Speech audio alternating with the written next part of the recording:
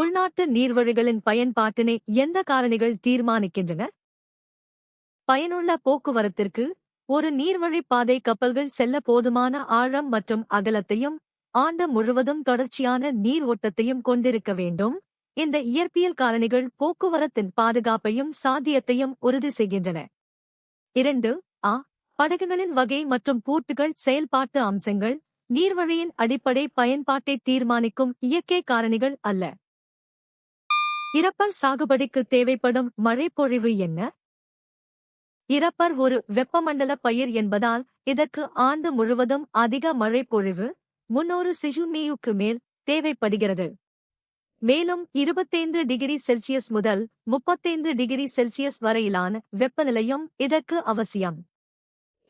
250 centimetre என்பது போதுமானது என்றாலும் உகந்த வளர்ச்சிக்கு 300 சென்டிமீட்டர் மேல் தேவை. தாதுக்கள் எந்த பண்புகளின் அடிப்படையில் பரவலாக வகைப்படுத்தப்படுகின்றன? தாதுக்கள் அவற்றின் வேதியியல் கலவை மற்றும் இயற்பியல் பண்புகளான கடினத்தன்மை, அடர்த்தி ஆகியவற்றின் அடிப்படையில் வகைப்படுத்தப்படுகின்றன. இது தாதுக்களை உலோக மற்றும் அலோக தாதுக்களாக பிரிக்க உதவுகிறது. தங்கப் புரட்சி எதனுடன் தொடர்புடையது? தங்கப் புரட்சி என்பது தோட்டக்கலை பயிர்கள், பழங்கள் மற்றும் தேன் உற்பத்தியில் ஏற்பட்ட ஒட்டுமொத்த வளர்ச்சியை குறிக்கிறது. 2. இது 1991 முதல் 2003 வரையிலான காலப்பகுதியில் இந்தியாவில் முக்கியத்துவம் பெற்றது. தமிழ்நாட்டில் காணப்படும் உயிரியல் பன்முகத்தன்மை என்ன? தமிழ்நாடு கடற்கரைகள் முதல் மேற்கு தொடர்ச்சி மலைகள் வரை பல்வேறு நிலப்பரப்புகளைக் கொண்டுள்ளதால் இங்கு ஏராளமான தாவர மற்றும் விலங்கின வகைகள் காணப்படுகின்றன. இந்த உயிரியல் பன்முகத்தன்மையை பாதுகாக்க பல தேசிய பூங்காக்களும் உயிர்க்கோள காப்பகங்களும் உள்ளன. கனமழையை தவிர வெள்ளத்திற்கான மற்றொரு பொதுவான காரணம் என்ன? சூறாவளி அல்லது சுனாமி போன்ற இயற்கை சீற்றங்களால் கடலில் ஏற்படும் பெரிய அலைகள் கடலோரப் பகுதிகளில் வெள்ளத்தை ஏற்படுத்துகின்றன. இவை நிலப்பரப்பிற்குள் புகுந்து பெரும் சேதத்தை விளைவிக்கின்றன. தோட்டக்கலை என்பது எந்த வகை சாகுபடியை குறிக்கிறது?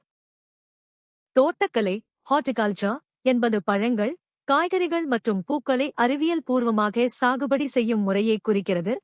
இது அதிக லாபம் தரும் விவசாய முறையாகும். புவியின் காந்த புலத்தை உருவாக்குவது எது? புவியின் உட்புறத்தில் உள்ள திரவ நிலையிலான வெளிக்கருவம் திடமான உட்கருவத்தைச் சுற்றிச் சுழல்வதால் ஏற்படும் மின்சார ஓட்டமே புவியின் காந்த புலத்தை உருவாக்குகிறது. இது டைனமோ விளைவு என்று அழைக்கப்படுகிறது. கவசத்தில் உள்ள வெப்பச்சலன நீரோட்டங்கள் கண்டத்தட்டு நகர்வுகளுக்கே காரணமாகின்றன. சமதளப்படுகையில் ஆற்றின் முக்கிய வேலை என்ன?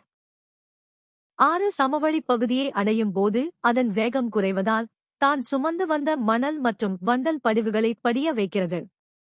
இந்த படிதல் செயலால் வண்டல் சமவெளிகள் மற்றும் டெல்டாக்கள் போன்ற நிலத்தோற்றங்கள் உருவாகின்றன. உள்நாட்டு நீர்வழி போக்குவரத்து ஆணையம் எந்த ஆண்டு அமைக்கப்பட்டது?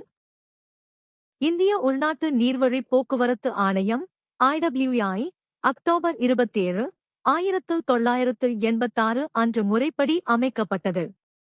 இதன் தலைமையகம் நொய்டாவில் உள்ளது மற்றும் இது நீர்வழிகளை நிர்வகிக்கும் பொறுப்பைக் கொண்டுள்ளது. எந்த உண்மை உங்களை வியக்க வைத்தது? கீழே கமெண்ட் செய்யுங்கள். தினமும் புதிய தகவல்களுக்கு சந்தா செலுத்துங்கள்.